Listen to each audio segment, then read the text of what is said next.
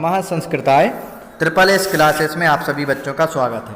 प्यारे बच्चों, आज हम हमारी पाठ्य पुस्तक दूरवा संस्कृत सामान्यम दशम कक्षाई का एकादशा पाठ पढ़ेंगे। एकादशा पाठ महाभि निष्क्रमण, जिसका क्या नाम है? महाभि निष्क्रमण, मतलब घर से बाहर जाना या फिर गृह को त्याग करना, घर को छोड़ देना। चलिए, तो सबसे पहले अपन यह जो पाठ है इसकी भूमिका थोड़ी सी जान लेते हैं। यह जो पाठ है यह शुद्धोधन नामक राजा का है, जिसका पुत्र सिद्धार्थ रहता है। और यह सिद्धार्थ वही सिद्धार्थ हैं जो गौतम नाम से विख्यात हुए हैं, और इन्होंने अपने घर को छोड़ दिया था। गौतम बुद्ध यही बने हुए हैं। चलिए, तो सबसे पहले अपन इस चैप्टर को पढ़ते हैं। सबसे पहली लाइन में लिखा हुआ है, स्वगतम चिंतयन हंत कियति विडंबना मानव शरीरस्य। अब बोल रहा है, मन में सोचते हुए सिद्धार्थ बोलता है, मानव शरीर की कितनी बड़ी विडंबना, दुख है। विडंबना मतलब दुख। मानव शरीर का कितना बड़ा दुख है कि वासंतिकम यौवनम कुसुम सुकुमार मनोहरा देह संपत्त किमिदम सर्वम स्थिरम। बसंत के समान यौवन और कुसुम मतलब जो फूल होता है कुसुम का, उसके समान कोमल एवं मनोहर हमारा शरीर, संपत्ति, यह सब क्या स्थायी है? जो हमारा यह शरीर है यह क्या स्थायी है या फिर मिट जाने वाला है? किम यशोधराया यौवन मचलम, क्या यह यशोधरा का जो जवानी है यह क्या सदैव रहेगी? यशोधरा उसकी पत्नी रहती है। तो बोलता है, क्या यह जो यशोधरा की जवानी है यह सदैव स्थिर रहेगी? क्या इसमें कभी बुढ़ापा नहीं आएगा? किम जरा व्याधिर मनुष्यस्य मदीया अंतः पुरपरिचारिका कदापि न कृमिष्यन्ति। यह क्या, यह बुढ़ापा, बीमारी और मृत्यु मेरे रनवास के सेवकों पर कभी नहीं आएंगे? क्या मेरे जो राज्य है, इस राज्य में कभी किसी के ऊपर बीमारी या किसी की मृत्यु या किसी का बुढ़ापा कभी नहीं आएगा? किमेता न जानन्ति यद् यौवनम चपलम जरा रूपम नाशिष्यति। क्या तुम सभी हम क्या ये नहीं जानते कि जवानी जो है वह अस्थिर है, बुढ़ापा रूप को नष्ट कर देता है। रूप को मतलब जैसे अपना सुंदर शरीर है, पर इस सुंदर शरीर को नष्ट क्या करता है? बुढ़ापा। जब अपन को बुढ़ापा आ जाता है तो हमारा सुंदर शरीर जो है वह नष्ट हो जाता है। तो यही बात यहाँ पर दी है, बोलिए। तो फिर यशोधरा का प्रवेश होता है और यशोधरा आके बोलती है कि कुमार कुमार किम चिंत्यति भवान, कुमार आप क्या सोच रहे हैं? तो सिद्धार्थ बोलता है, न किमपि यशोधरे, कुछ नहीं यशोधरा। उद अग्निमिव में चेता, मेरा मन परेशान सा लग रहा है। इत यही अत्रोपविश, इसलिए आओ यहाँ बैठो। तो इदमेव विलोक के आश्चर्यम अनुभवामि यशोधरे यत वयम मनुष्यः प्रतिदिनं गृहसन्तीं मृत्युराक्षसीं जानन्तो अपि न सोचाम। यह सभी देखकर मैं अनुरोध कर रहा हूँ, ऐसा अनुभव कर रहा हूँ यशोधरा कि हम मनुष्य को प्रतिदिन मृत्यु रूपी राक्षसी खाते जा रही है। क्या अनुभव कर रहा हूँ कि मैं यह सोच रहा हूँ कि हम सभी को प्रतिदिन मृत्यु रूपी राक्षसी, मृत्यु रूपी जो राक्षस है वह हम सभी को खाता जा रहा है। अद्य ना जाने मदीये हृदय कश्चन भक्ति यत जराम व्याधिम मृत्युम च विजयित्व मनुष्यस्य यौवनम विलासस्य शोभते। आज ना जाने मेरे हृदय में ऐसा आ रहा है कि यह जो बुढ़ापा है, बीमारी है, और मनुष्य को जीत कर ही मनुष्य जवानी और विलास के शोभित होता है। मनुष्य को के ऊपर जवानी क्यों चली जाती है? मनुष्य को बुढ़ापा क्यों आ जाता है? मनुष्य बीमार क्यों पड़ता है? यह सब मेरे मन में आज बार बार आ रहा है।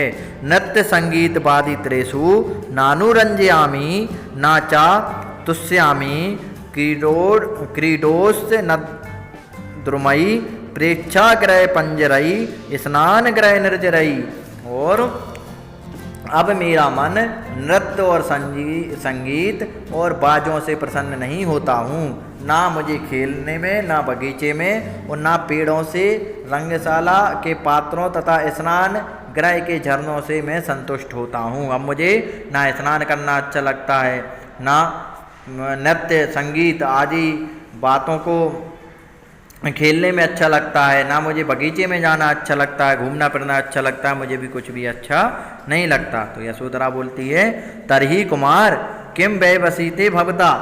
यशोधरा ने फिर बोला तो कुमार अब आप क्या करेंगे। तो सिद्धार्थ बोलता है इदमेव वाञ्छामि यशोधरे यदधुना परिवाज्र को भूत्वा मृत्योर्निग्रहाय तपश्चर्यम्। फिर कुमार बोलता है कि सिद्धार्थ बोलता है कि यशोधरा यही चाहता हूँ कि अब सन्यासी होकर मृत्यु को पराजित करने के लिए तपस्या करूँ, मृत्यु को पराजित करने के लिए, मृत्यु को हराने के लिए मैं तपस्या करूँ। तो यशोधरा ने फिर बोला किमिदं भासते भवान परिवज्र यायाः नायं समयः कतिपया मासेभ्यः पूर्वमेव तु भवान शाक्यवंशधरस्य कुमार राहुलस्य जनकः संजातो अस्ति आगस्तु भवान अद्य कुमार राहुलस्य अविनिष्क्रमण संस्कारः। फिर यशोधरा बोली आप यह क्या बोल रहे हैं, यह आपके संन्यास लेने का समय नहीं है। कुछ ही महीने पहले आप ही शाक्य वंश के आधारभूत राहुल के पिता बने हो। अभी अभी तो आप शाक्य वंश के जो राहुल हैं उसके पिता बने हों, और अभी आपका यह सब समय नहीं है संन्यास लेने का। अभी तो अपने पुत्र राहुल का अभिनिष्क्रमण संस्कार, एक संस्कार जिसमें बालक को चौथे महीने में पहली बार खुली हवा में निकाला जाता है। पहले जब बालक होता था तो बालक को सिर्फ अंदर रखते थे, पर जब बच्चे को पहली बार बाहर निकाला जाता है वह संस्कार भी नहीं हुआ है और आप संन्यास लेने की बात करते हो। तो सिद्धार्थ बोलता है ना किमपि इच्छामि यशोधरे अद्यैव प्रव्रज्यायै अनुमतिं गृहीतुं महाराजस्य शोधमुपर समर्पामि अद्यैव प्रव्रज्यायै अनु।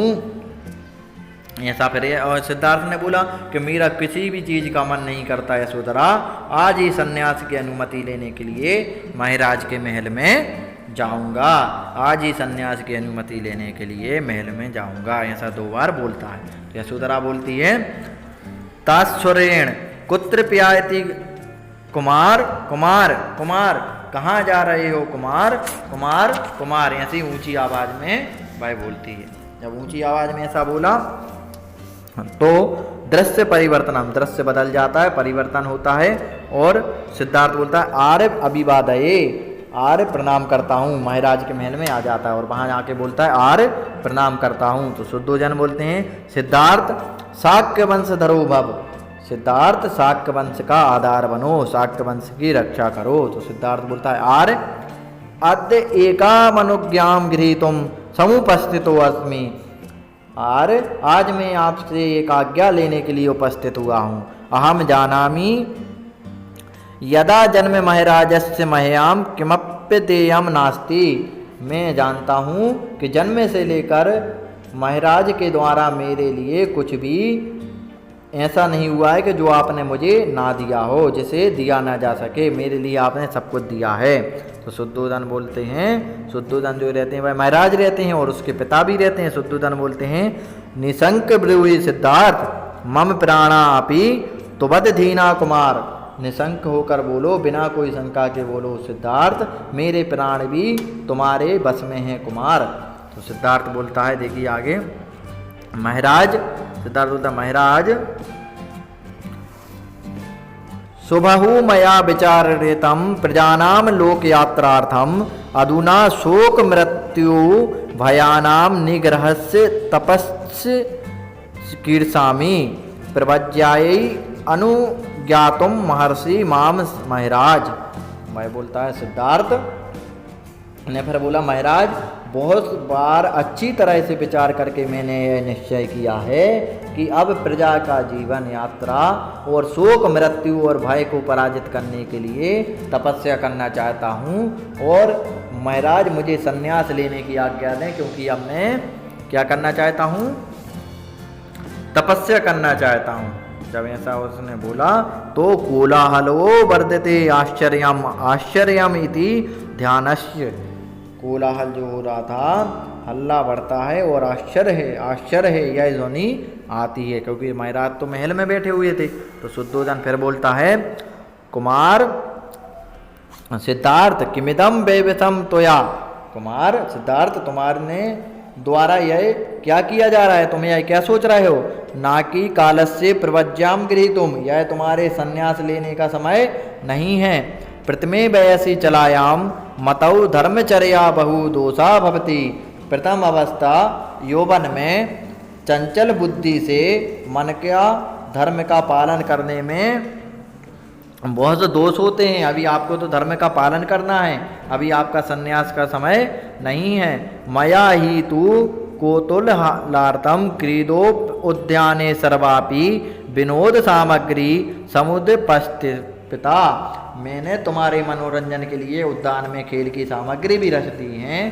फिर चित्रो मनो के अपि विषय तब रतिर न जायते, पर आश्चर्य है कि मनोरंजन के विषयों में भी तुम्हारा मन नहीं लग रहा है, तुम्हारी इच्छा नहीं हो रही है, यह तो आश्चर्य की बात है। फिर बाद में सिद्धार्थ बोला, आर्य जरा व्याधिस्य मृत्युस्य यदि ना स्तुर ईश्योर तरही मम मनोगेशु विषयेषु रतिर्भवेत्। मैं बोलता है कि सिद्धार्थ ने फिर बोला, आर्य यदि बुढ़ापा रोग और मृत्यु ना हो तो मेरा रुचितर इन विषयों में हो, पर जब बुढ़ापा भी आना है, मृत्यु भी आना है, रोग भी होना है, तो मेरे ऐसे खेलने में मन नहीं लग रहा है।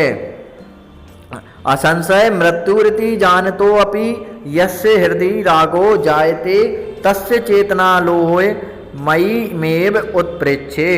जब से यह मैंने जाना है तो मृत्यु तो आना ही है, मृत्यु तो निश्चित है, यह जानते हुए भी हृदय में मैं राग मनोरंजन कैसे ला सकता हूँ, उसकी बुद्धि को मैं लोहे से बनी हुई समान देखता हूँ, जो यह सब मालूम होने के बाद भी वह अपना काम और मनोरंजन करता रहता है। तो शुद्धोधन बोलते हैं कि कुमार कस्वामिदं बोधितवान, क्या बोले, कस्मात् मिदं बोधितवान, सिद्धार्थ मैं कैसे अपनी बुद्धि को धोखा दूं, मैं कैसे अपनी बुद्धि को धोखा दूं। सिद्धार्थ ने फिर बोला, नहीं कुमार बोलते हैं, कुमार शुद्धोधन ने कुमार को फिर समझाया और बोला, किसने तुमको यह समझा दिया है, किसने तुमको यह बोल दिया है जो तुम अचानक संन्यास लेने की सोच रहे हो। कस्मिदं बोधितवान तदेव स कुमारं वयं प्रसन्न सुंदरं च बपु किं प्रविज्यायि भवता सृष्टम नायं कालस्त्वब तपोवनाश्रयस्य गच्छ क्रीडोपवनम अनुभव नृत्यवादी त्रेसी विनोदयाम। उन्होंने बोला कि कुमार तुमको यह किसने समझा दिया है, तुम्हारी इस कोमल अवस्था को और आनंददायक सुंदर शरीर को क्या संन्यास लेने के लिए भगवान ने बनाया है। यह तुम्हारी तपोवन जाने का समय नहीं है, खेल के मैदान में जाओ और नृत्य और बाजों का आनंद लो, यह तुम्हारे खेलने कूदने का समय है, यह तुम्हारे संन्यास लेने का समय नहीं है। पिताजी ने फिर समझाया, महाराज ने, शुद्धोधन ने। तो सिद्धार्थ फिर बोले, कतमहम चेतनाम व्यंचे मारे यदि भवान में प्रतिभूर भवती यन्मम जीवनम मरणाय न सृष्टिमस्ति मम शरीरम रोगेभ्यः सर्वदा मुक्तम स्यात् मम यौवनम च जरा च कदाप्याति चिपेत तरही अहम तपोवनम न श्रे। इससे फिर शुद्धोधन बोला कि फिर सिद्धार्थ बोलते हैं कि आर्य मैं कैसे अपनी बुद्धि को धोखा दूं, यदि आप मुझे विश्वास दिलाएं कि मेरा जीवन मरने के लिए नहीं है, मेरा शरीर हमेशा रोग से मुक्त रहेगा, मुझे बुढ़ापा कभी नहीं आएगा, ऐसा सब मुझे आश्वासन दे दें तो मैं तपोवन का आश्रय ग्रहण नहीं करूँगा। तो सूत्रधार बोलते हैं कि संसारस्य निसारतः जनन मरण चक्रम चक्रस्य बंधनम मानुषी गति सर्वमिदं विचिन्त्य सिद्धार्थो वैरंजिताम लोक यात्रातः। संसार की सारहीन जन्म मरण के इस चक्र का बंधन ही और मनुष्य की इस गति के सबके बारे में सोचकर सिद्धार्थ का जीवन यात्रा से असंतुष्ट हो गया कि मुझे यह सब यात्रा नहीं करनी जहाँ जन्म मरण लगा रहे। और सकरणी सीते तेन वैवसितम यत सर्वमिदं प्रपंच परित्यज्य जन्म मरणयो पारम द्रष्टुम सा तपस्वयति साधनां विदास्यति जीवन रहस्यम बोद्धुम प्रयतिष्यते इसी निक्रांता सर्वे। और फिर सिद्धार्थ सोचने लगा कि एक बार आधी रात को उसने संकल्प लिया कि मैं इस सारी माया को त्याग कर जीवन मृत्यु को पार देखने के लिए तपस्या करेगा, साधना करेगा और जीवन के रहस्य को जानने का प्रयत्न करेगा। ऐसा वह सोच लेता है। और जब ऐसा वह सोच लेता है तो इसके बाद में क्या होता है, एक दिन वह घर परिवार को छोड़ करके और संन्यास ग्रहण करके सन्यासी बन जाता है और बड़े में यह गौतम बुद्ध के नाम से प्रसिद्ध होते हैं। तो बच्चों यह अपना चैप्टर था। आप लोगों को यदि चैप्टर समझ में आया हो तो वीडियो को लाइक ज़रूर कर दें और जिसने भी अभी तक मेरे चैनल को सब्सक्राइब नहीं किया है वो चैनल को सब्सक्राइब कर ले और वीडियो को लाइक करे, शेयर करे और बेल आइकॉन को भी प्रेस कर ले जिससे आने वाली वीडियोस की नोटिफिकेशन उसको समय समय पर मिलते रहें। चलिए बच्चों, आगे की वीडियो में मैं इसकी एक्सरसाइज करवाऊंगा। तब तक के लिए जयतु संस्कृतम जयतु भारत नमः संस्कृताय।